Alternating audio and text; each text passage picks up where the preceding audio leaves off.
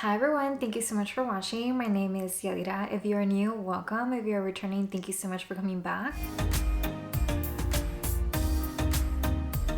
Today I wanted to talk about my luxury purchases made so far for 2024 and how am I doing with that? Like, is it worth me even having a wish list or am I on track? In the past years, every January I've made a purchase from Louis Vuitton, and I actually just made my way to the store like 2-3 weeks ago to drop off some repairs. But other than that, I haven't made an in-store purchase. I actually haven't made an in-store purchase at any other luxury fashion house. So I guess that's a telling of the signs of I'm probably failing at my wish list already. But I did want to start off by month, and we already know with January we didn't get too far as the luxury space goes. And on to February, I'm just remembering, and I actually left it in my closet, but I'll insert a picture or maybe that footage. I bought a Burberry jacket. So this was a thermal quilt jacket. This was not specifically on my wish list, but I did do a video about the luxury items that I would start my collection with, and I did mention a jacket and how I would want one in my collection. I was able to get a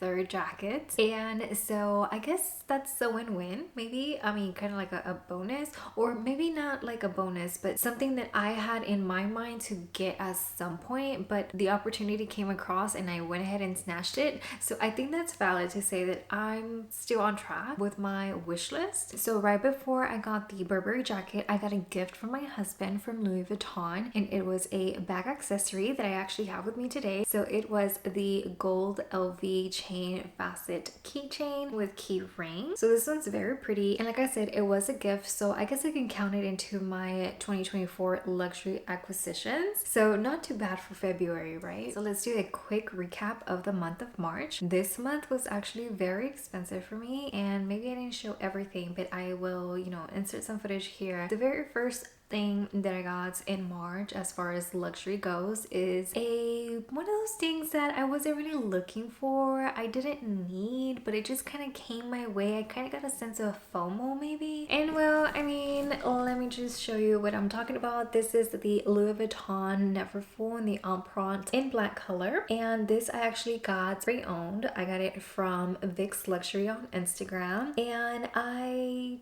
didn't need it. I wasn't actually looking for it either. I love the Neverfull style, but this actually, my husband had given me a Neverfull in this exact configuration for Christmas one year, and I had returned it because I wasn't really feeling it. And then I saw that she had this one, and actually the Neverfull is something that she gets quite often, and also in the Empreinte. So it's not like it was my very first time seeing it, but she had it, and I kind of just mentioned it to my husband. So I was kind of like, hey, remember that one bag? And then he's like, oh yeah, the one that you returned. So I kind of like felt bad, and I did kind of feel a little bit sad about it. Like, okay, it was a gift. I should have just kept it. It was beautiful. I do love the Neverfull. And so, I mean, why did I return it? So I contacted her, and even like before I contacted her, I was thinking about it. I was like, well, do I really need it? But it was like such a good deal. So I'm kind of like, okay, fine, let's just do it. So obviously I did. And then, so now me and my husband, we have this joke that he's like, what if that's the bag that you return and it's just like back in your closet again?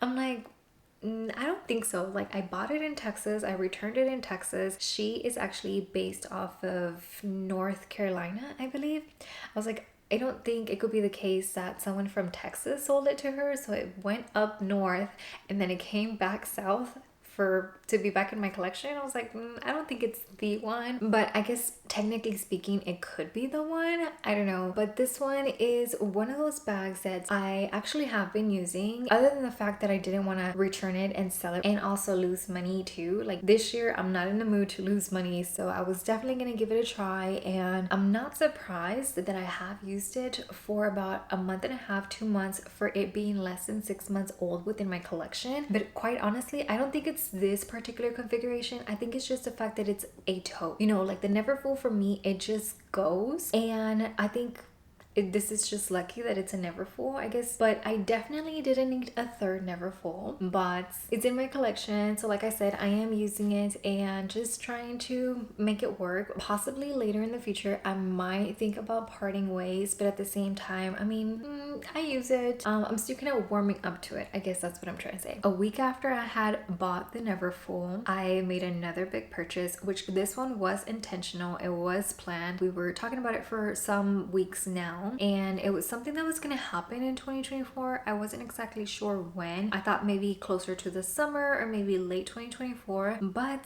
I ended up getting a new car. The vehicle I had before is actually the same vehicle that I had before that one. So I had the Mercedes-Benz E-Class sedan. First one was a E350, and then the most recent one was an E300. So it's basically the same thing. It was just a difference in motors. Now I don't have a sedan anymore. I now have an SUV, which is quite nice actually. I thought I was gonna miss my sedan, which I think at heart I'm a sedan girly, but I wanted to give the SUV life a try because at some point in time I do want to have kids, and I think that this is gonna be my car while I do have kids, so I might as well make this car be an SUV. But anyways, the vehicle that I got is the GLE 350. No, I didn't pay it off, but it was an expense because there was a down payment involved, so that was funds taken away from like my extra expenses that I could do. I reallocated it to a vehicle, which I think is probably a better option. Well, maybe not because it's a depreciating asset,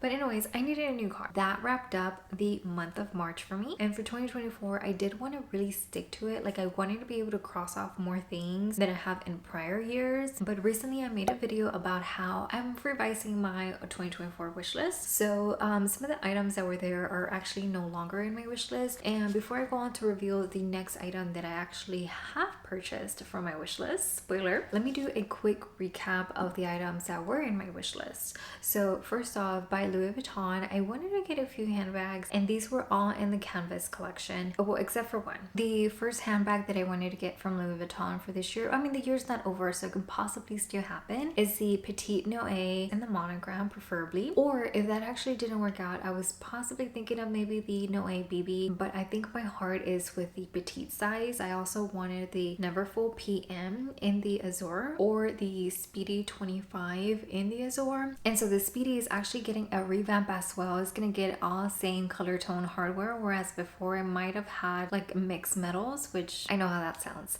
But anyways, I wanted to wait until that is available before I make my Louis Vuitton handbag purchase of one of those three. So that's why I'm not quite sure about the Noe at this point in time, but it is a bag that I often look at, or maybe not that one in particular, but like the bucket style. Whenever I was younger, I had a mini bucket bag in a black color that was like a sort of nylon material with black piping and a black handle with silver tone hardware. This bag was one of my favorites, and of course I was younger, so I was really just carrying my phone and like house keys and like a wallet, so it was plenty. The size was cute, and ever since then, which is like more than a decade ago, I've been wanting to add a bucket bag into my collection. I just was so afraid of the monogram for a long time, and not just that, but just like in the more recent years, Louis Vuitton brought like the BB Nano and the minis, so those two sizes weren't always available, and I used to think that the Louis Vuitton, the regular or even the petite, were too big. The size of the bag that I had then is very compatible to like the Nano Noe nowadays, and so I look at that and I look at the price point and I'm like, okay, maybe the petite Noe is just much better. I know other fashion houses also make the bucket style of handbag, so it's not like something that's like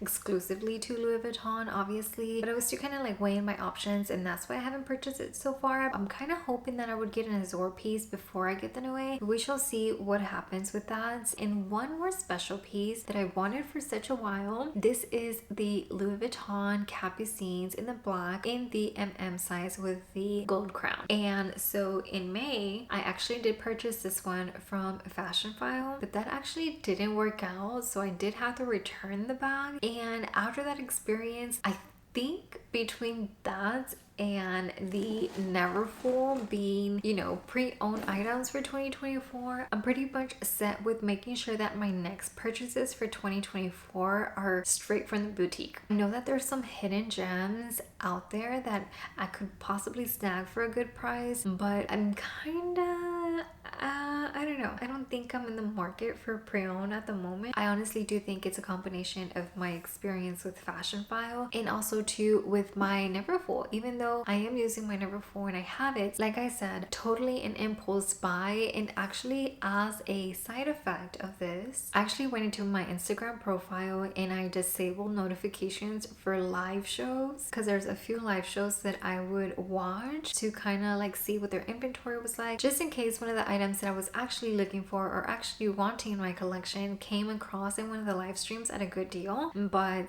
I ended up making a purchase that I wasn't really hunting for or needing at that time. I'm not tuning in into any live pre-owned luxury live shows on Instagram anymore. And apart from Vic's Luxury, I was following quite a few. So like Luxe Jour is one. They have amazing stock. And also Bella from Love My LVOE, which Candy from Candy's Sweet Love for LV kind of like introduced me to her. And also Candy is also doing live streams as well. And then also Julia Rose Boston was one. There's like two more that I'm kind of blanking the name on, but anyways, that's a lot of live streams to see and a lot of beautiful pieces that they showcased. And I was thinking of making a few purchases, but then I was like hold on. Literally impulses, like I don't need those. So I did adjust my notification settings. Like I'm still following the pages, but I'm not being alerted for their live streams anymore. And so I think that was a good call. Also too, just because lately I kind of feel like everything is an advertisement and I'm kind of like, okay, that's steering me away and I need to stay focused. So I think that's a tactic that has been helping so far, and definitely not like I'm addicted to buying luxury goods just for the sake of buying them. I do try to buy everything that I have within my collection for an intention, because I actually want it in my collection and not so much for anything else. I wanted to mention that because also if I keep it to myself, then there's no one holding me accountable for like, hey, you said no more pre-owned stuff for the rest of the year. Like it's fresh in my mind that if I told you, then I have to keep my promise, right?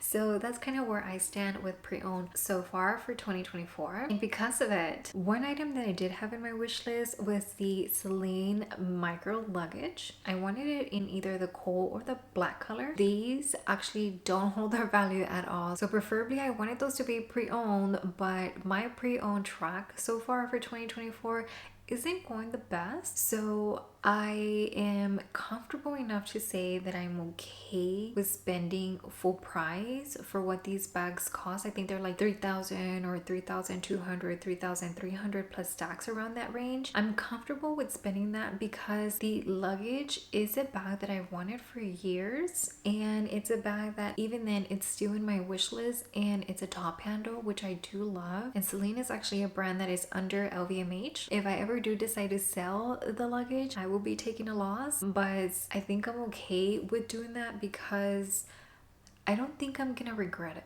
If you do have the Seline luggage in any size, let me know where you stand on that. Did you own it? Did you sell it? Do you still have it? All right, so now moving on to the jewelry sort of categories that were on my wish list. I had a Cartier Tank Must watch on my wish list in the large size. The Tank Must is a watch that if I was gonna get a luxury watch, I wanted it to be that one. But last year I actually got a Rolex Oyster Perpetual, so I pushed that one forward for, you know, other years for purchase. So far in 2024, I did get another watch, and this is not a luxury watch per se. I got a new Apple Watch just last weekend, and this one I got because I kind of needed it. I had my other Apple Watch for 5 years and the battery just wasn't lasting on me anymore like it used to, and this one is the Apple Watch SE. They do have another one which is like the 9. They have a very beautiful pink casing available in series 9,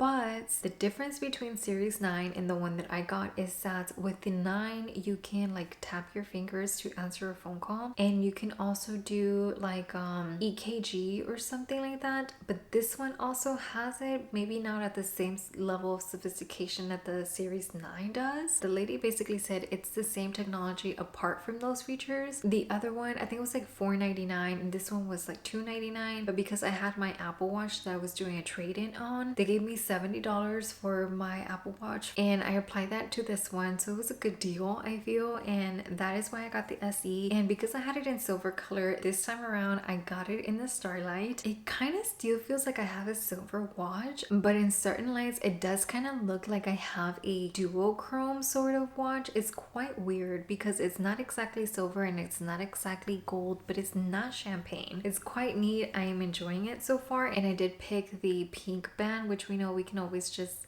buy new ones off Amazon, so this one, it's like doesn't really matter. I did get it in the 40mm size because I think this one is a great size for my wrist. This is something that I actually do use every day, so I'm not entirely sad that it's not a Cartier, but probably the only watch that I would get for 2024, to be quite honest. Was a set by VCA, Van Cleef & Arpels. This would have been the rose gold Alhambra and the sweet line, so a necklace, earrings, and a bracelet. And this one I actually included in my unwish list video, so I'm just going to omit that from my wish list and move on to the other jewelry piece that I did have. So this is by David Yurman. I wanted a cable classic bracelet in either the black onyx, the amethyst, which is a purple stone, or the blue topaz, or the pearlite, which is like a gray greenish sort of gemstone. And so I did get a cable classic bracelet by David Yurman this year. The one that I ended up getting is the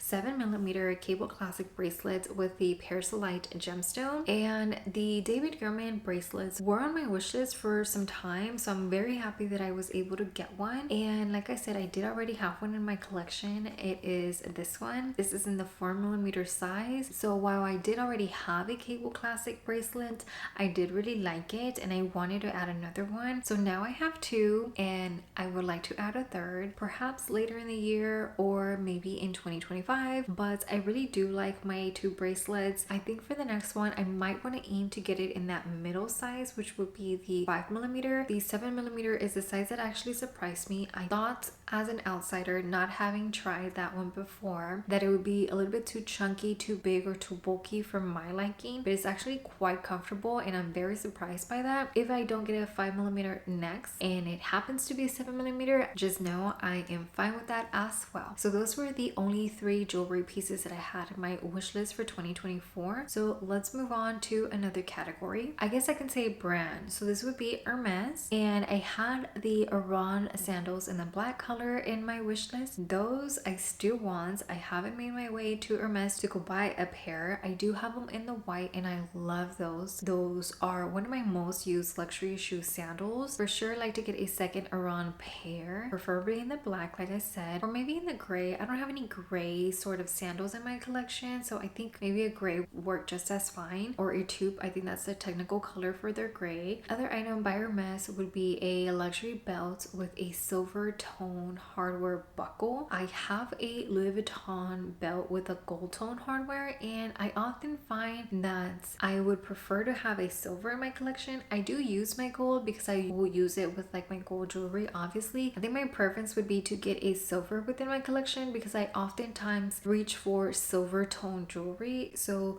those would be the 2 items by Hermes that I would like to get this year, and hopefully maybe for like my birthday I'll make my way over to the store. And then the last item that I had in my wish list for 2024 is actually something that I did get, and I actually got this early on. I think I got it in, maybe it was also March. Yeah, I can't quite remember, but this is a MacBook laptop. And I have it with my little memory drive thing, so that's why it looks a little crazy. It doesn't come with it, obviously. Just have it in this little like sleeve huggy to hold my hard drive, and then obviously a little memory card. But this, it's not in pink. This is a case that has like glitter on it, but my laptop is actually in a silver color. Whoops. And this one is the M3 Pro chip with the 1 terabyte of storage. I'll put the specifications here, or actually I'll do the little recap from my unboxing here. I was looking into the M3 Max chip, which is the top chip level they have for the MacBook Pro laptops. But I was looking at the price and like I saw the price and I saw Chanel.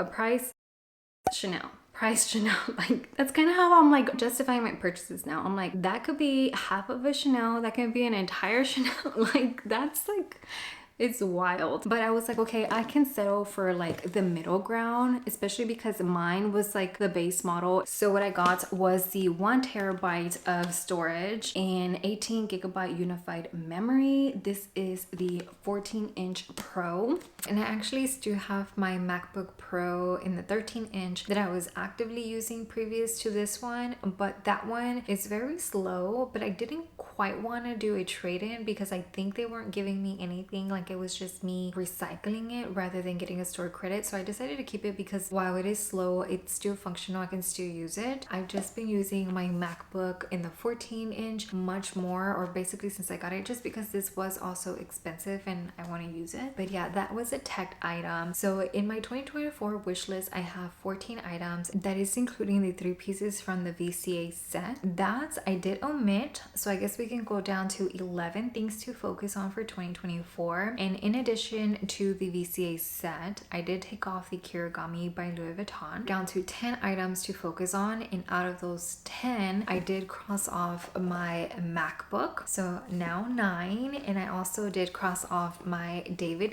Yurman bracelet. So now 8. And I want to say 7 because I did buy the Louis Vuitton Capucines with the black and the gold crown detail, but it didn't work out. So I don't know if I will be buying the one full price from the store, because I kind of feel like, okay, well, that happened for a reason. Maybe it wasn't meant to be. So I kind of have that sort of mentality right now. Let me just heal and see where it takes me with my Capucines journey. And there was one that was limited edition for the summertime that I actually did message my CA about, but I didn't quite move it anymore because I'm also planning my summer vacation, and I don't know if I am going to be doing a vacation in Europe. But if I do, it would be smart to buy 8 Capucines over there because of the cost saving factor. Or if I do end up doing a vacation somewhere in the US, I could probably save a little bit with the sales taxes. So I'm kind of holding off for me to pick where I'm going on vacation first and then kind of determine what I am buying. So I have 7/8 items remaining to focus on for my 2024 wish list. I personally think that I will be able to cross off maybe 1 or 2 more, which is pretty doable for the next few months remaining in the year, and maybe all of them, just so depends. Let me know down below, do you have a wish list? You try to stick to it, or do you kind of sort of stray from time to time? There are some things that I want to buy that are not necessarily on my wish list,